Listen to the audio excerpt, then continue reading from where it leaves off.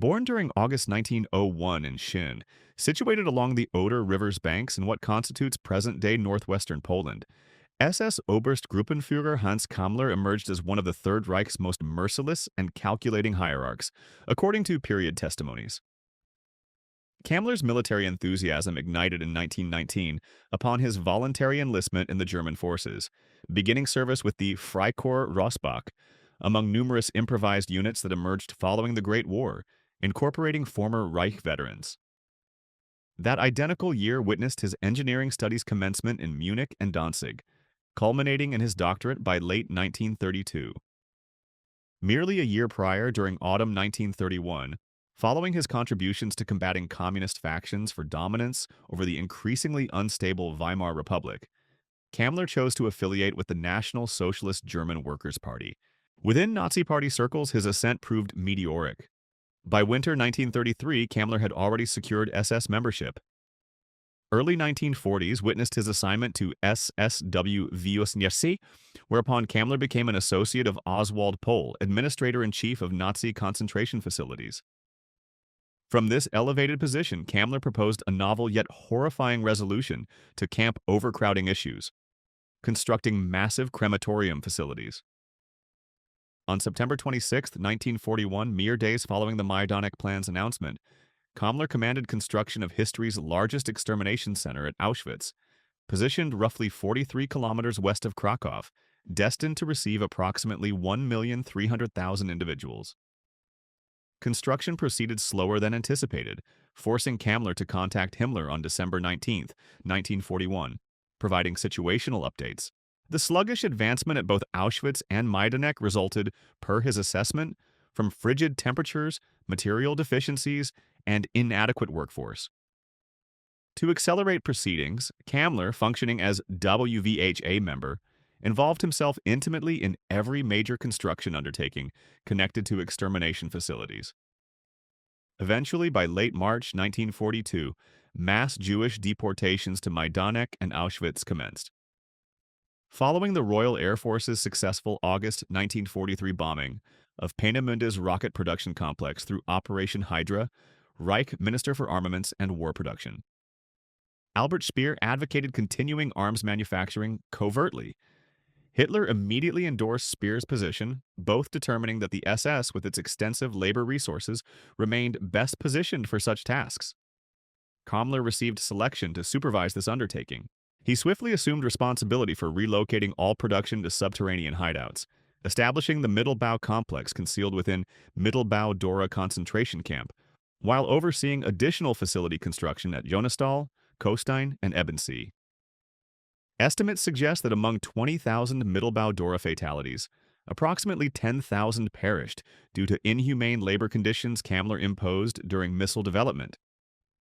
Speer eventually grew fearful of him, ranking Kammler among Himmler's most brutal and ruthless subordinates. As war's conclusion approached, the Third Reich's extensive hierarchy had begun collapsing, with power concentrating among fewer individuals. March 1944 saw Himmler persuading Hitler to place the V2 project directly under SS authority. August 8th witnessed Kammler assuming project command, replacing Walter Dornberger. Early the following year, Hitler appointed Kammler head of all missile initiatives, though supply shortages brought the program near termination. March 1945 marked Hitler's stripping of Hermann Göring, Luftwaffe Commander-in-Chief, of powers concerning aircraft maintenance and provisioning, transferring these responsibilities to Kammler. This culminated in Kammler's appointment as General Plenipotentiary of the Luftwaffe during early April, thus consolidating his position among the Nazi regime's most significant hierarchs, while the system crumbled around him. Confronting the relentless Allied advance into Germany, Kammler began relocating continuously, attempting to maintain his projects while fleeing not merely from Allied soldiers, but increasingly from superiors whom he progressively disobeyed. During his flight, Kammler grew increasingly paranoid and brutal. Late March 1945, amid V2 missile evacuations, he ordered executions of over 200 workers alongside their families, following his vehicle's detention on a Thuringian road in what became known as the Gardlegen Forest Massacre. April 1st saw forces under his command summoned to join German infantry, with Kammler ordering hundreds of engineers and scientists evacuated to the Nazi Alpine fortress, since the final V-2 missile had launched by March's end. April 5th brought the Oberkommando der Wehrmacht tasking Kammler with defending the Nordhausen area. However, Kammler disobeyed orders, his subsequent movements becoming extremely elusive to posterity. Wholly committed to the Nazi cause, Kammler perceived no contradiction between Hitler's blood and soil concepts and the modern scientific and technological methodologies he had studied and acquired during his youth. His objective conversely involved placing these methods at Nazi disposal, believing National Socialism constituted a necessary catalyst for modernity's development. For Kammler, modern scientific and technological concepts and German supremacy ideologies remained ultimately intertwined. In Kammler's persona, technological competence and Nazi fanaticism coexisted harmoniously. The Shadow of Chaos, the mysterious final days of Hans Kammler. Hans Kammler's final days remain extremely perplexing and occasionally contradictory. According to reports primarily compiled by British and American forces, Kammler managed surviving Royal Air Force attacks on the Nordhausen region, drove with his remaining team to safety, and reached Munich on April 13th for a spear meeting. Following the conference, Kammler concealed himself in Linderhof Palace, located within a valley near Oberammergau village, where the Me-262 jet factory operated, adjacent to an extensive SS underground facility, where he allegedly either hid or potentially destroyed hundreds of classified documents containing valuable information regarding Nazi regime technological developments. By late April, he traveled to Eben, Austria, near a concentration camp, behind which lay an underground weapons storage facility. According to certain testimonies, Kammler might have also remained at Villa Mendelssohn in Ebensee, site of one of his assigned projects, ordering immediate transfer of the Ebensee office to Prague. Early May, following Hitler's suicide in the Führer bunker and his body's cremation in the Reich Chancellery Garden, and mere days before the regime's final capitulation, Kammler departed for Czechoslovakia's capital, which remained under German control. However, he and driver Kurt Presser deviated from the main convoy midway, their trail vanishing thereafter. The final news concerning Kammler reached British forces on May 7th, when the Nazi leader attempted messaging a surviving SS group. However, the British could not determine his whereabouts, and Hans Kammler's life became shrouded in darkness from that moment forward. Since then, theories have multiplied. Some claim Kammler eventually reached Prague only to discover local population uprising against German occupation. Amid this chaos, Kammler reportedly sustained a left leg gunshot wound and, after hospitalization, was killed by Czech partisans who stormed the facility. However, records indicate a senior German army sergeant named Friedrich Böhm entered an Austrian military hospital in late May with wounds in similar circumstances, only to die from infection a week later. Some have speculated this was actually Kammler who might have stolen military uniforms and assumed Böhm's identity. Others suggest Kammler and 21 SS men defended a German bunker against attack by hundreds of Czech resistance fighters on May 9th, and during the assault, one of Kammler's aides shot him to prevent capture. Additional theories propose possible suicide. Some of Kammler's associates claimed the Führer's plenipotentiary had escaped to Ebensee, aligning with his Villa Mendelssohn stay weeks earlier to reunite with his wife, and once there ended his life via gunshot or cyanide pills. In an affidavit, Presser stated Kammler's death date as approximately May 10th, though he remained uncertain about the cause. Heinz Zeuner, Kammler's war aide, however, claimed his death occurred several days earlier on May 7th, and that he, along with Presser, had buried the body in an unmarked grave. By mid-20th century, like numerous other World War II narratives, Kammler's story became intertwined with United States-Soviet Union conflicts. The theories surrounding his death were disputed by U.S. counterintelligence agent Oscar Packer, who claimed Kammler was captured by Americans in Oberammergau at the Me-262 factory, but managed escaping shortly afterward, heading to eastern Germany where he began secretly working for Soviet intelligence. Some believe the Prague journey theories merely attempt concealing his escape to Soviet-occupied territories, where Americans could not conduct proper investigations into his whereabouts. Donald W. Richardson, former OSS special agent involved in Operation Alsos, a Manhattan Project plan aimed at recovering German nuclear research files and verifying Nazi atomic bomb efforts, claimed being the individual who escorted Kammler to the United States shortly before his death. Richardson allegedly informed his children about wartime and post-war experiences. According to them, Richardson had monitored Kamler until 1947, when he was supposedly interned in a maximum security prison, where he endured brutal punishment during interrogations until eventually hanging himself. However, no evidence corroborates this hypothesis. Finally, on July 9, 1945, Kamler's wife requested his death declaration, providing Presser's statement as evidence. 3 years later, on September 7, 1948, Berlin's Charlottenburg District Court ruled Kamler's death officially occurred on May 9, 1945. Both Presser and Zeuner maintained their event versions. Letters sent by Ingeborg Alex von Oldenburg, female SS Helferinnen Corps member, to Kamler's wife between 1951 and 1955 seemed partially supporting the official version. In these letters, she claimed Kamler had bid her farewell on May 7, 1945 in Prague, stating Americans were pursuing him, that they had made offers he had rejected, and that he would not be captured alive.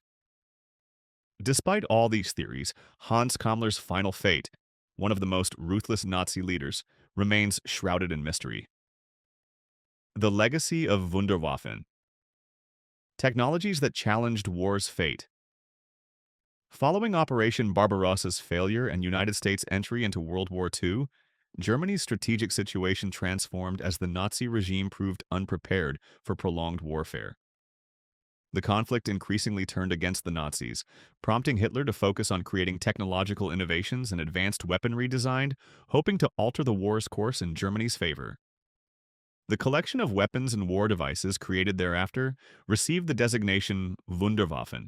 Among the most significant innovations were the Horten Ho 229, a jet combat aircraft featuring delta wing design intended for enhanced stealth and aerodynamics, which never achieved mass production but influenced post-war stealth aircraft design. The Panzer VIII Maus, a super heavy tank designed to be battlefield unstoppable, though only few prototypes were completed and never used in combat. The Landkreuzer P-1000 Ratte, a gigantic assault tank that, if completed, would have constituted the largest armored vehicle ever constructed, but only prototypes were built and never mass-produced. The U-boot type Vatsauen, a submarine class representing significant submarine technology advancement with greater submerged speed and range. The Heinkel He-162, a jet fighter designed for rapid production using simple materials, and although among the first combat jet aircraft, its performance and effectiveness were limited due to production and development problems. However, the principal innovations created by Nazi engineers and technicians were undoubtedly the V-2 rockets and Messerschmitt Me-262, which will be examined more thoroughly later. Conversely, much more ambitious and extravagant projects never progressed beyond theoretical stages. The Sonnengewehr probably represents the best example. The Nazi regime aimed constructing a satellite equipped with massive parabolic mirror, concentrating sunlight into devastating beams capable of incinerating entire cities from space. This weapon was glorified by numerous SS leaders and Thule organization members in their religious ceremonies, believing it would deliver the final blow to all Third Reich enemies. Another device undergoing testing was the Luftfaust, sonic cannon, designed early 1940 by Dr. Richard Woloschek. This cannon consisted of two parabolic reflectors connected by several tubes forming a firing chamber. Through the tubes, oxygen and methane mixture was introduced into the chamber, cyclically detonated, and sound waves produced by explosions generated high-intensity shock waves, creating sonic beams of enormous amplitude. However, these devices were never employed in combat, and serious doubts exist about their possible functionality. The Wunderwaffen were largely a mixture of technological innovations and propaganda. Despite their potential, many of these weapons faced serious technical, logistical, and production problems, limiting their effectiveness. The reality is that although some of these weapons were technologically advanced, they did not significantly alter the war's power balance, mainly due to resource shortages and the late stage at which they were introduced. The term Wunderwaffen was used by the Nazi regime to maintain high morale and create impressions that Germany possessed secret technologies capable of changing the war's course.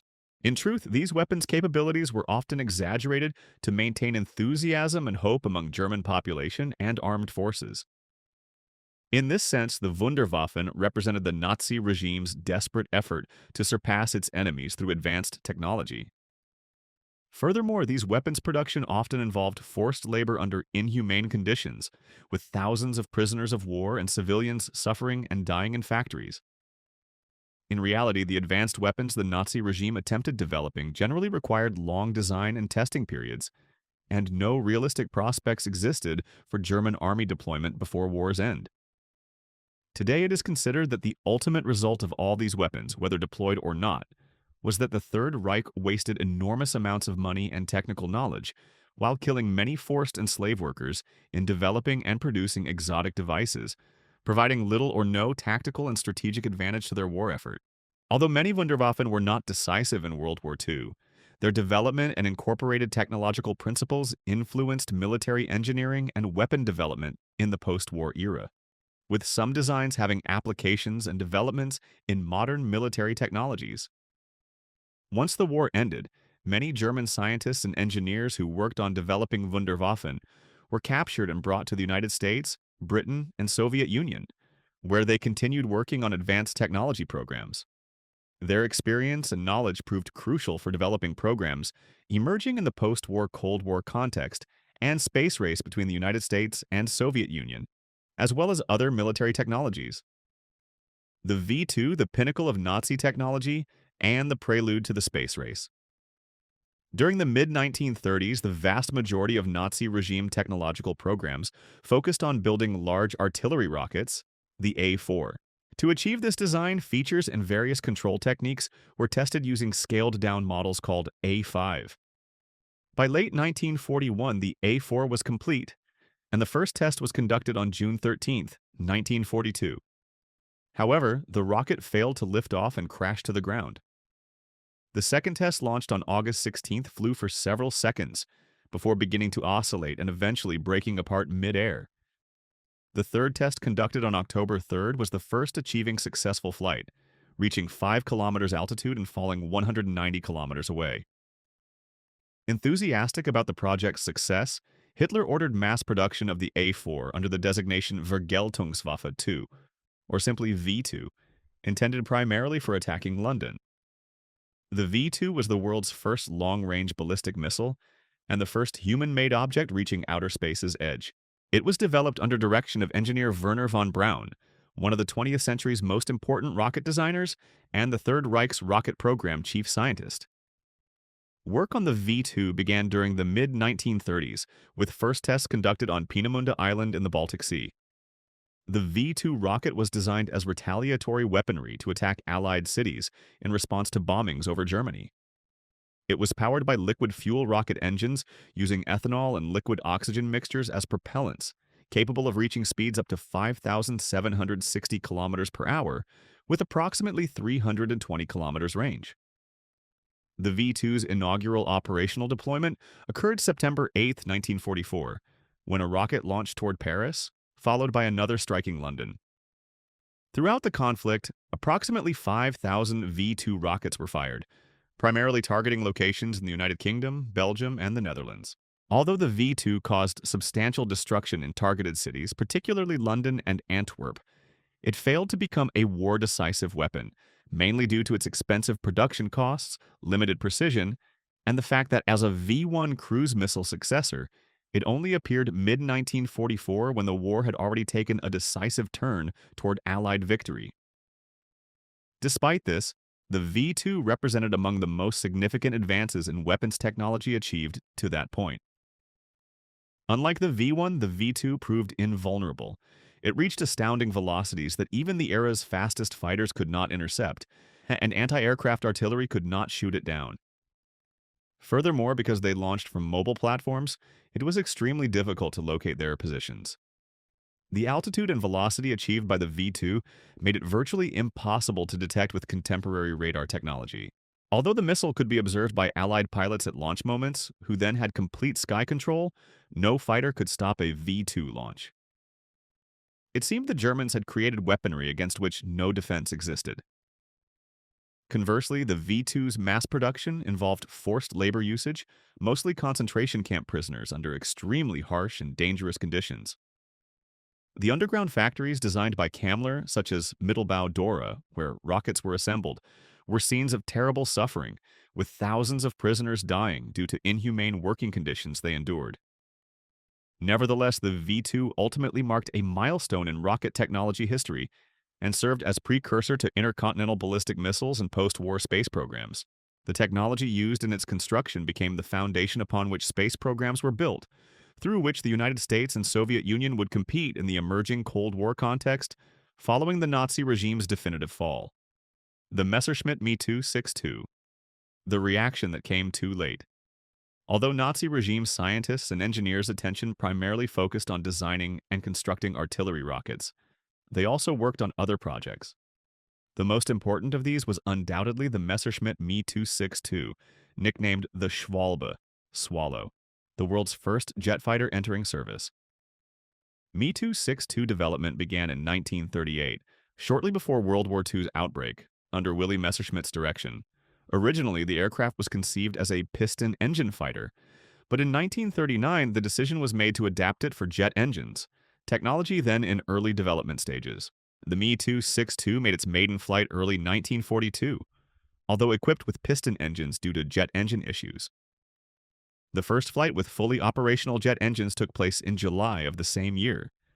The Me 262 was powered by two Junkers Jumo 004 jet engines, giving it maximum speeds of approximately 870 kilometers per hour, much faster than any piston engine aircraft in service at that time. It was armed with four 30mm Mk-108 automatic cannons, making it a formidable threat to Allied bombers. It could also carry bombs, allowing usage as fighter bomber. Additionally, the Me 262 featured highly innovative swept-wing design for its era, which helped improve aerodynamic performance at high speeds. The Me 262's combat debut occurred July 26, 1944, marking a significant milestone in military history.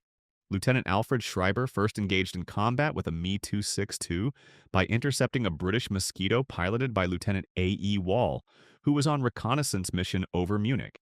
Wall attempted evading using the Mosquito's traditional superiority, but to his surprise, his opponent approached relentlessly. Wall eventually managed escaping, but ended up crashing while attempting to land at Fermo. That day, Schreiber demonstrated jet aircraft capabilities, thus setting an unavoidable precedent in aviation history. Although technicians and engineers working for the Nazi regime believed the Me 262 had potential to change the air war's course, which had been dominated by Allied forces up to that point, its production and operational deployment were hindered by several factors, including technical problems with engines, material shortages, and strategic missteps. One of these mistakes was Hitler's insistence on using the Me 262 as bomber instead of fighter. By war's end, approximately 1,400 Me 262s had been manufactured, but only 300 could be used simultaneously due to aforementioned problems. Like the V-2, the Me 262 did not enter combat until mid-1944, by which time the war was already leaning toward the Allies.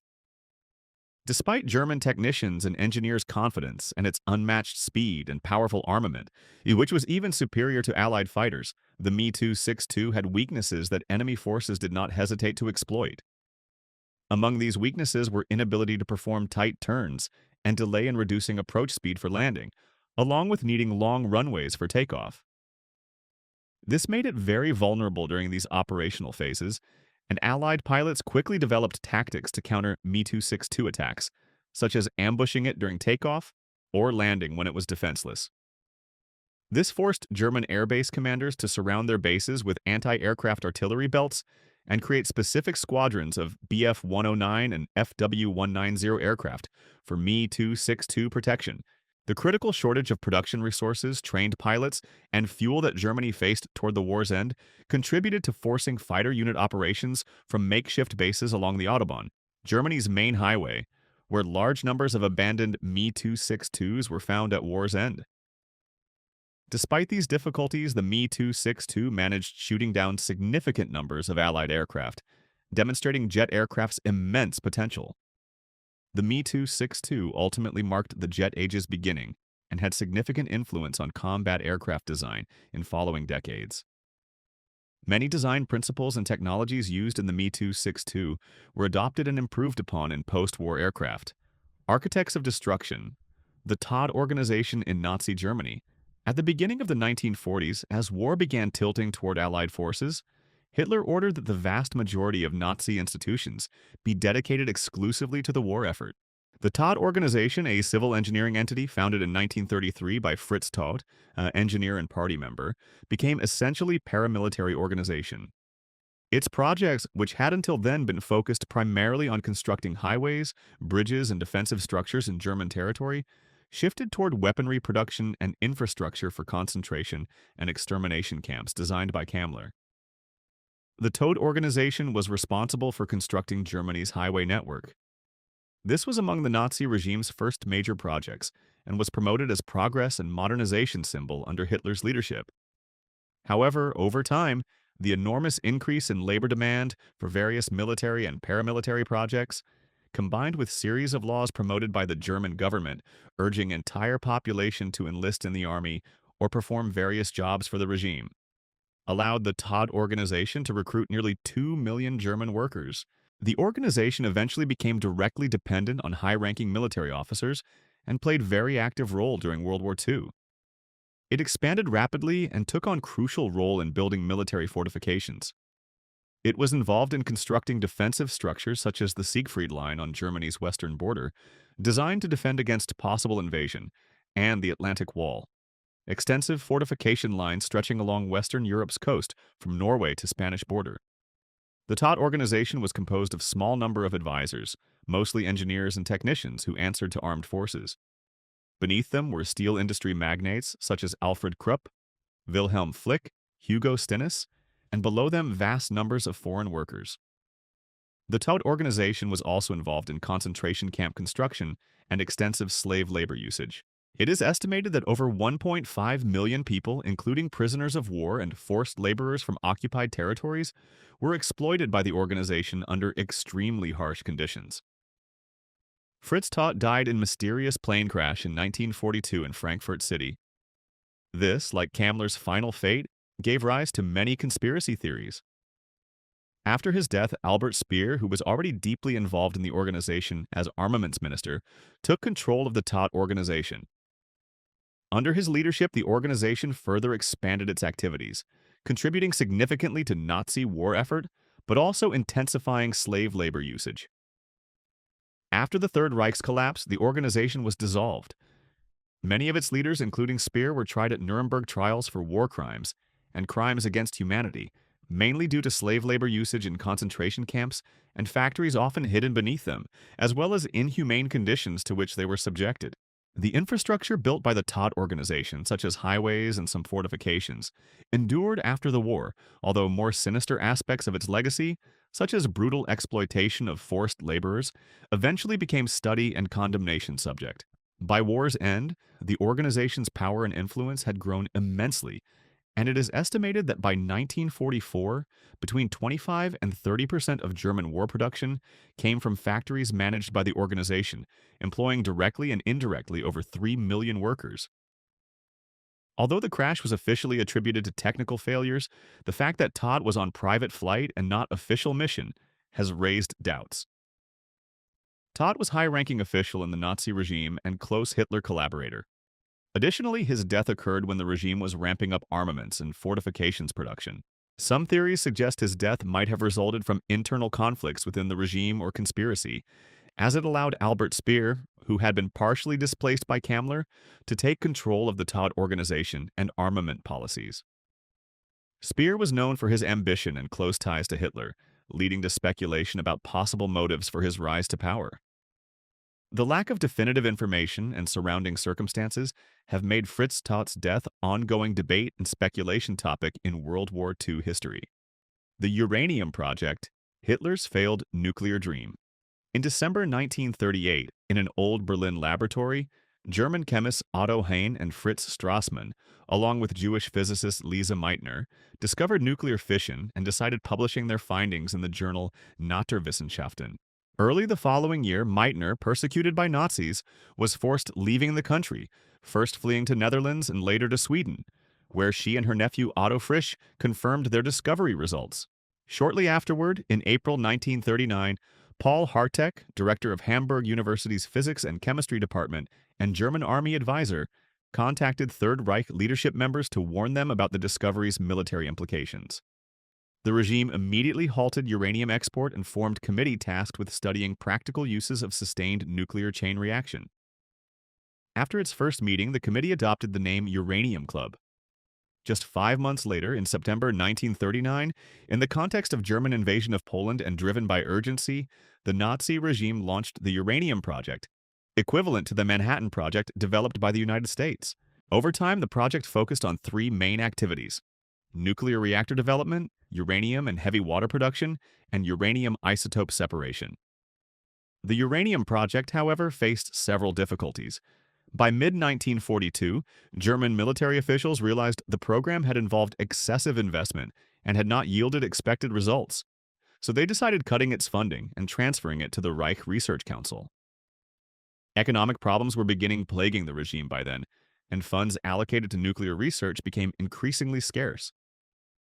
The project eventually dwindled to a decentralized network of isolated researchers with vastly different research programs who fiercely competed for scarce resources the regime could provide. Conversely, when Allied forces learned of the project's existence, they began bombing Nazi heavy water plants, highly specialized liquid used to cool nuclear reactors, and even organized commando missions to destroy heavy water shipments that had survived bombings. To avoid this, Nazis decided moving facilities to unconventional and safer locations. Famous physicist Werner Heisenberg, director of Kaiser Wilhelm Institute, had to relocate to Haigerloch Church basement, where he and his team built experimental nuclear reactor made of uranium cubes suspended on wire and immersed in large heavy water tanks. Despite Heisenberg's efforts, the reactor never functioned. American and British forces also deployed secret espionage missions as part of Operation Alsos, which was itself part of the Manhattan Project. Hitler's nuclear ambitions were also thwarted by his own actions. In the mid-1930s, Nazi Party's constant interference in German academic world had driven many physicists, engineers, and mathematicians out of the country. Jewish scientists who did not leave were quickly purged, further reducing researcher ranks. Additionally, German military's constant manpower demand led to recruiting much of skilled personnel, despite their lack of military knowledge, which significantly reduced available researcher numbers. Finally, although intended for Luftwaffe members to conduct advanced research at Army test site, the Uranium Project remained confined to laboratories with relatively modest goal of building nuclear reactor that could sustain chain reaction for significant time and achieve complete separation of at least some uranium isotopes. But the truth is this goal was never achieved, and despite fears spread at the time, Germans were never really close to producing nuclear weapons. With war's end in spring 1945, several Allied powers competed to obtain personnel, facilities, and surviving materials from German nuclear industry. The vast majority of scientists involved in the project were captured and sent to Farm Hall in England through Operation Epsilon, organized by British forces where English secretly recorded German scientists hoping to uncover secrets about Nazi nuclear projects. Americans seized most materials and managed collecting several tons of uranium-235, the only isotope naturally capable of causing nuclear fission chain reaction. Soviet Union, for its part, managed collecting uranium and heavy water and recruiting some German scientists. Today it is believed the Nazi regime, in the end, was never truly close to building atomic bomb. The reasons for this are, however, debate subject, as they are linked not only to resource shortages and operational deficiencies that plagued the regime toward war's end, but also to ethical issues, as it is not precisely known whether scientists and engineers who worked for Nazis were ultimately in favor of or against Hitler-led regime. The hidden treasures of the Third Reich, Operation Paperclip, and the battle for German knowledge. Following the Nazi regime's fall in spring 1945, the United States and Soviet Union engaged in fierce and covert struggle for control over Nazi Germany's scientific and technological advances, particularly in military industry fields, especially aeronautics and chemistry. The United States executed Operation Paperclip for this purpose, a mission designed by U.S. intelligence service to recruit hundreds of German scientists, engineers, and technicians who had worked for the Third Reich in key areas such as aeronautics, chemistry, and rocket development. Initially called Operation Overcast, The mission eventually adopted the name Operation Paperclip due to American agents' practice of marking selected scientists' files with paperclips. In spring 1943, the Nazi regime began recruiting scientists and technicians from combat units to start developing new weapons and military devices. All those with doctorates or master's degrees in exact sciences were immediately released from military service. This effort, which required tracking down personnel qualified for the task and investigating their private lives to determine regime loyalty, culminated in creating the Ozenberg list. In March 1945, a Polish technician found the list's remnants amidst rubble. Major Robert B. Staver, American intelligence member, used it to create the Blacklist, code name for rocket experts list that intelligence service used to deploy the operation. Initially, while the mission remained under Operation Overcast codename, Staver's original intention was only interviewing scientists. However, after hearing what he did during these interviews, he changed the operation's purpose and on May 22nd, sent telegram to U.S. War Department urging evacuation of 100 German scientists under his custody.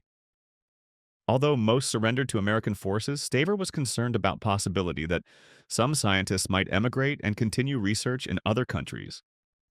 To prevent this, he arranged abducting all those who did not surrender voluntarily. Much of these efforts focused on Saxony and Thuringia, which would become part of Soviet occupation zone on July 1st. Many German research facilities and personnel had been evacuated to these states, especially from Berlin. Fearing Soviet control would limit U.S. ability to exploit German scientific and technical knowledge, the United States deployed evacuation plan for scientific personnel from Saxony and Thuringia.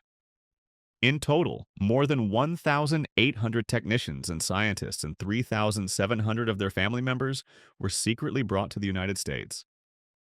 Those with special knowledge or skills were taken to detention centers for interrogation, in some cases for months. Many were relocated to small towns in countryside or desert where there were no research facilities or workplaces. They were provided stipends and required to report twice weekly to police headquarters to prevent them from leaving. The government established that technicians and scientists would only be released after all interested agents were satisfied they had obtained all desired intelligence from them. Many German scientists and technicians recruited by United States government had been Nazi Party members or had directly participated in projects contributing to Third Reich war effort, including some conducted in facilities where slave labor was used. Despite this, in emerging Cold War context, priority for United States was ensuring their talent did not fall into Soviet hands.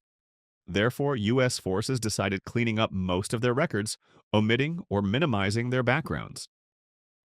In total, it is estimated Operation Paperclip involved over 6,000 people, considered a part of intellectual reparations that Germany was to pay to United States and Great Britain.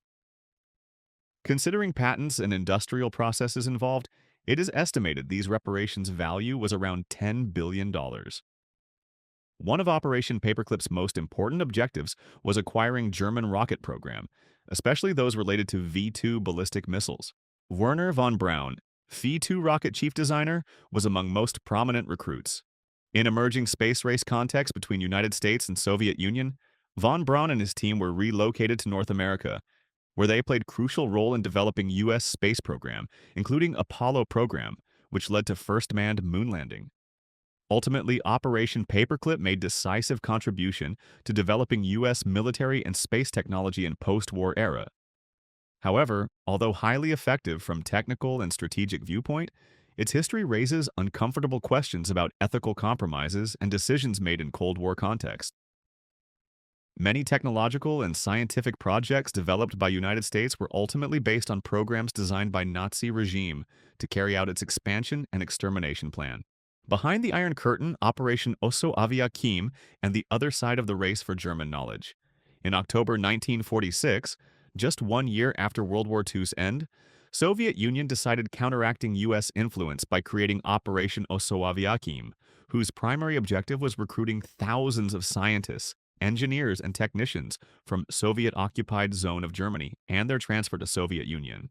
Just as U.S. forces had done through Operation Paperclip, Soviet Union sought capitalizing on German scientists and technicians' technical and scientific knowledge, ensuring Germany's scientific and technical capabilities did not fall solely into American hands.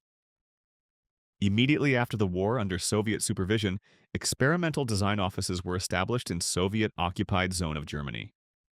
By early 1946, some had grown into large development enterprises.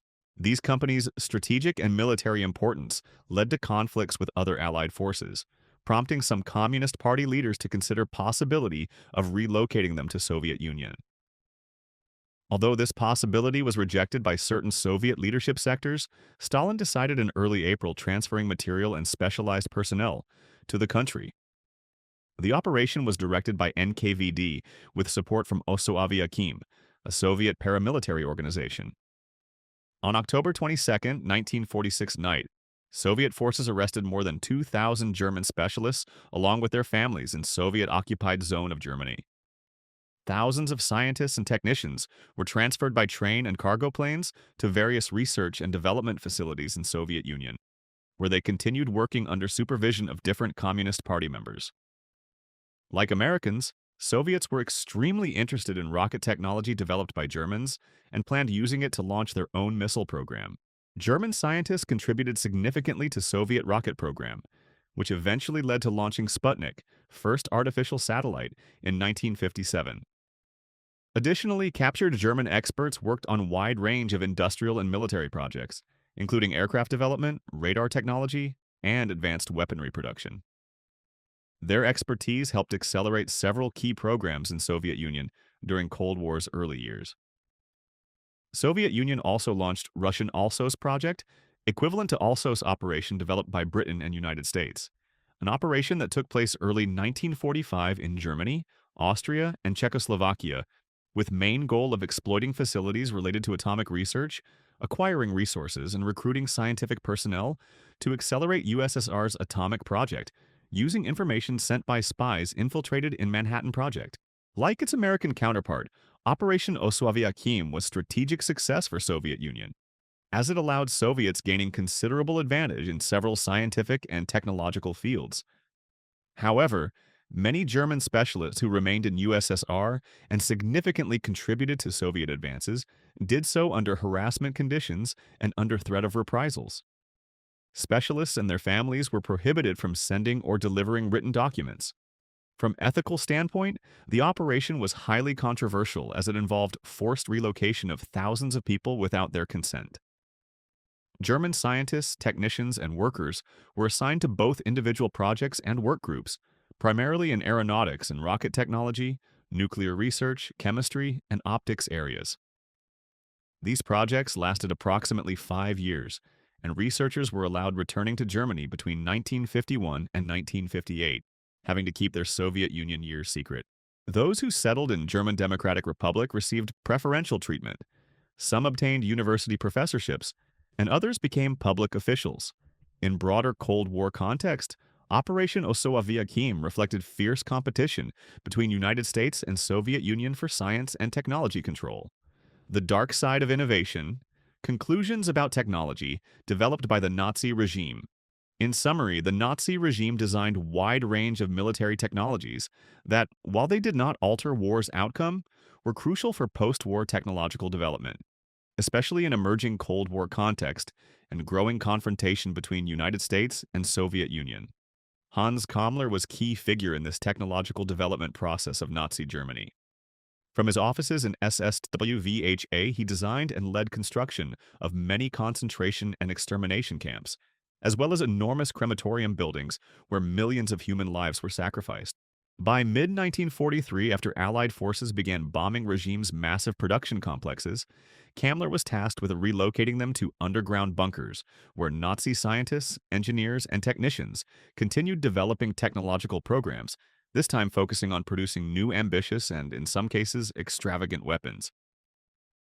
Kammler mysteriously disappeared at war's end, giving rise to numerous theories about his fate. Some believe he was captured by Allies and secretly transferred to United States under Operation Paperclip.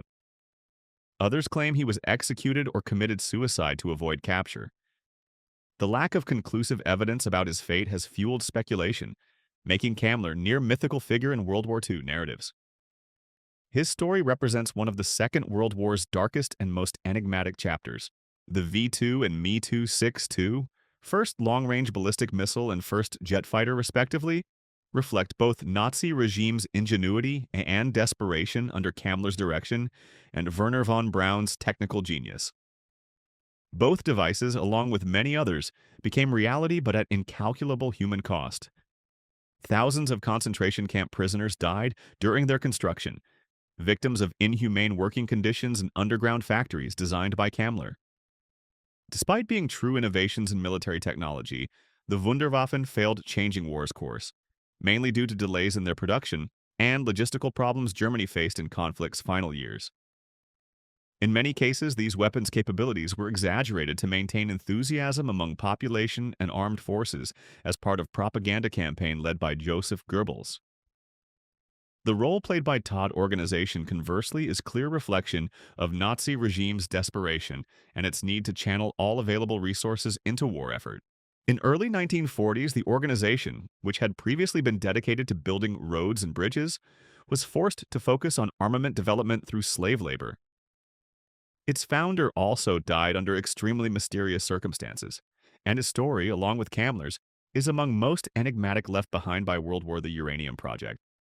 Meanwhile, represented Nazi regime's effort to develop atomic bomb following nuclear fission discovery in Berlin in 1938.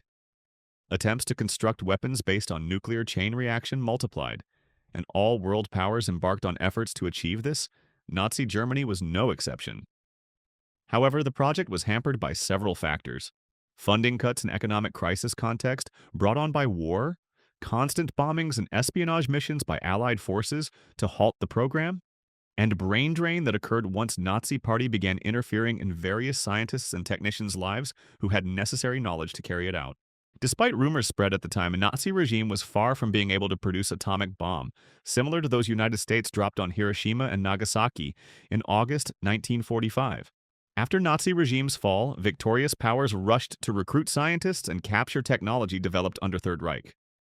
Operation Paperclip, carried out by United States, and Operation Osoaviakhim, conducted by Soviet Union, are examples of how both countries fiercely competed in Cold War context to acquire German scientific and technical knowledge and use it to develop their own advanced technology programs. These operations not only brought Nazi scientists like Wernher von Braun to United States and Soviet Union, where they played a crucial role in space race, but also raised profound ethical questions. Was it justifiable, after all, to grant asylum and employment to individuals who had collaborated with genocidal regime in exchange for their knowledge? The technological advances achieved by Nazis were ultimately crucial for subsequent technological development, but were attained at unprecedented human sacrifice due not only to what happened during war, but also to what occurred afterward in US-Soviet rivalry context. The story of Hans Kammler and Wunderwaffen remains one of World War II's darkest and most mysterious chapters.